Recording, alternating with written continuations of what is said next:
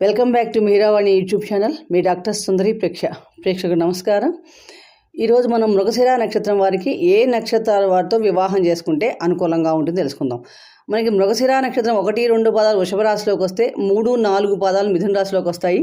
అలాగే ఎవరి పేరులో అయినా మొదటి అక్షరం వే, ఓ, కా, కి అనే వాళ్ళ నామ నక్షత్రం కూడా మృగశిర నక్షత్రం అవుతుంది.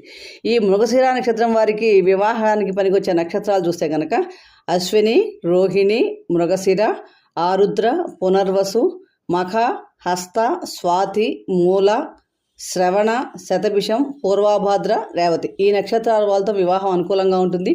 అలాగే వివాహం పనికిరాని నక్షత్రాలు ముఖ్యంగా భరణి, పుబ్బ, పూర్వాషాఢ ఈ 3 నక్షత్రాలు అసలు పనికిరావు. కాబట్టి వీరితో వివాహం చేసుకుంటే వీరికి చాలా అనుకూలంగా ఉంటుంది.